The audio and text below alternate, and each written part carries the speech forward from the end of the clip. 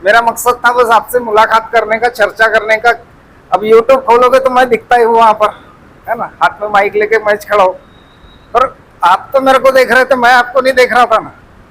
तो मैं भी चाहूंगा कि आप में से एक आध कोई ऐसा स्पेशल रिपोर्टर बने, जैसा बसना के पूसराम जी धितलेर है, उनको दबंग पत्रकार का खिताब मिला है हमारे चैनल से, दबंग पत्रकार, है ना। तो इस टाइप का कुछ तो भी ऐसा होना चाहिए। यदि आप अपने गांव के पत्रकार हैं, आपके गांव का सरपंच डरेगा, आमने सामने तो नहीं डरेगा, लेकिन मन में डरता है, यार ये रोड में थोड़ा कम ज्यादा किया तो क्या कर देगा, यानी गांव को बदनाम कर देगा, ये उसके दिमाग में आता है। गांव को नहीं कर रहे हम, उसके कार्यों को कर रहे हैं बदनाम हम, है ना। उसने जो भ्रष्टाचार किया उसको हम दिखा रहे हैं। अब यहाँ मैं सभी को मना करता हूँ, अगर रिपोर्टर बनते हो आप तो 2-3 जगह छोड़ के रिपोर्टिंग करना है। पहला तो जो रेत माफिया गुंडे होते हैं उनके न्यूज बनाना ही नहीं हमको, ठीक है। जुआ सट्टा दारू बेचने वाले के खबर बनाना ही नहीं। दूसरे को भेजो, मार खाना है वो खाते बैठेगा, हमको क्या करना है। कई पत्रकारों को रेत के टिप्पर में दबा के भेज दिया गया है हैदराबाद नदी से, तो हम क्यों दुश्मनी ले अकेले जाते। मैं तो अकेला है ना सर, पूरा भारत अकेला घूमता हूँ मैं, और इतने साल से न्यूज चैनल चला रहा हूँ, मेरी कहीं भी दुश्मनी नहीं है। मैं टारगेट करता हूँ मुख्यमंत्री को, मैं टारगेट करता हूँ प्रधानमंत्री को, विकास पर ग्राउंड रिपोर्ट।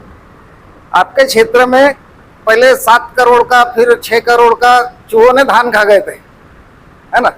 कोई चैनल ने नहीं चलाया, हमारे चैनल ने चलाया सर खबर, कवर्धा चूहों ने धान खा गए। 4 दिन बाद बागबारा चूहों ने धान खा गए, किसी ने नहीं लगाए।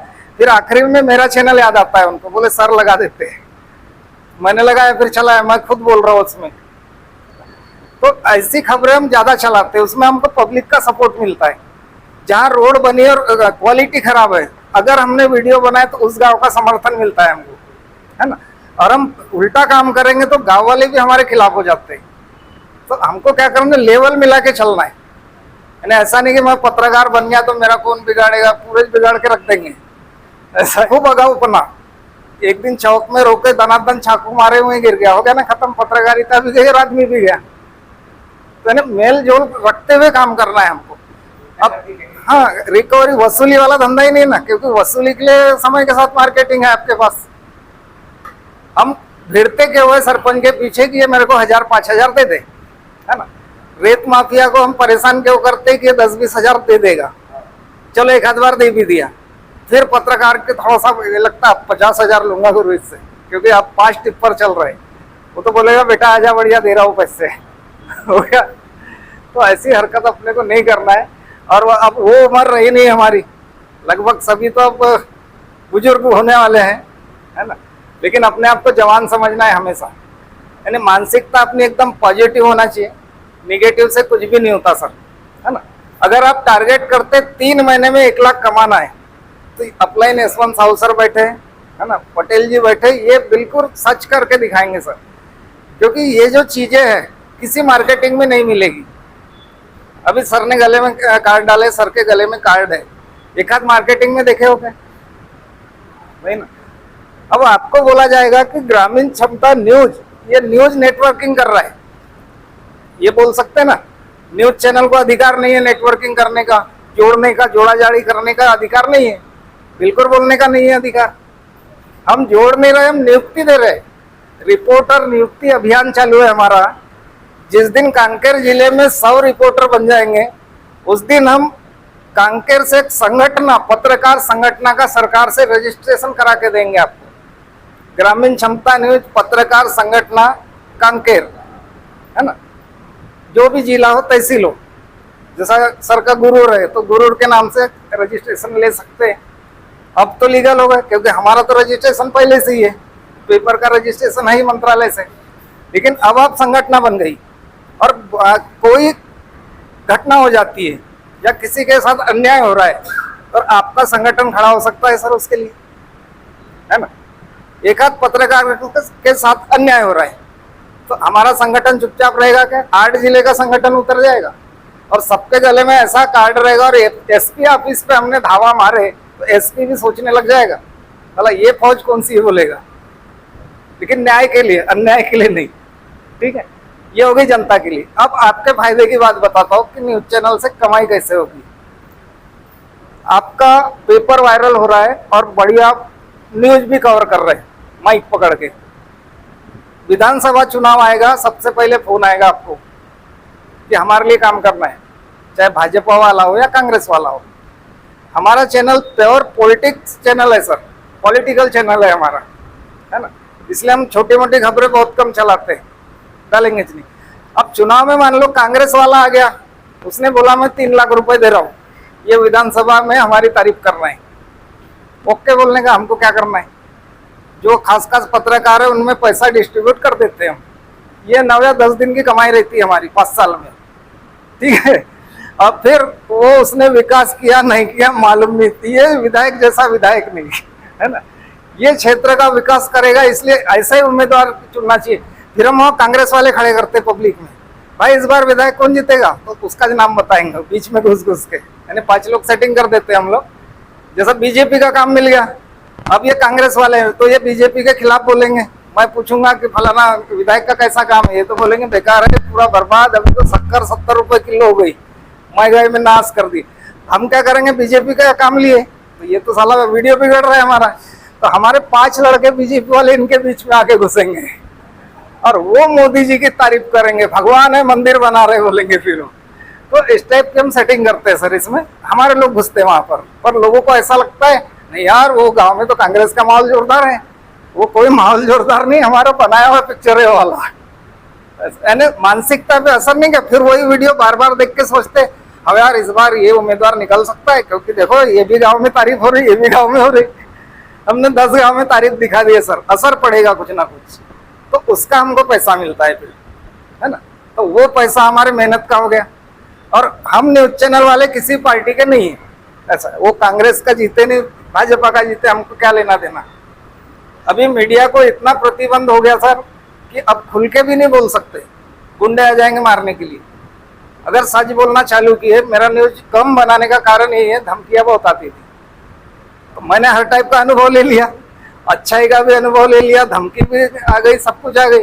तो इसलिए मैं सजेशन दूंगा कि आपको ऐसा काम करना ही नहीं कि जिसमें आपको धमकी आए या उस गांव से अकेला गुजरने डर लगे, एकदम बिंदास में जाना है। भले मत बनाओ ना वीडियो, छोड़ दो, फोन भी आएगा ना, अरे भाई मैं बहुत दूर हूँ, टाइम लगेगा आने के लिए, दूसरे को भेज दो। बहुत से चैनल है ना, हमारा ठेका है क्या, है कि नहीं? हमको अपना परिवार देखना है सर, हमको अपने परिवार की जवाबदारी उठा लिए, तो हमारे परिवार को ऐसा सक्षम करना है कि जो हमने सुख नहीं लिया है वो सुख हमारे बच्चे लेना चाहिए।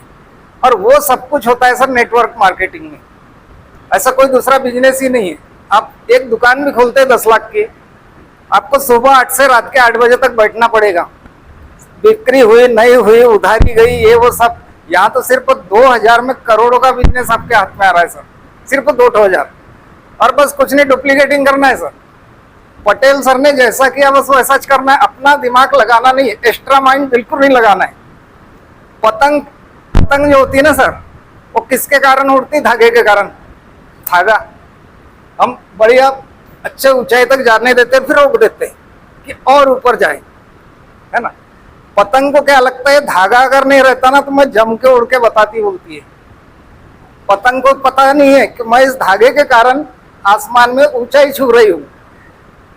वो क्या करती है, ये धागे के कारण सोचती है कि मैं और बहुत उड़ सकती थी, काट देती है।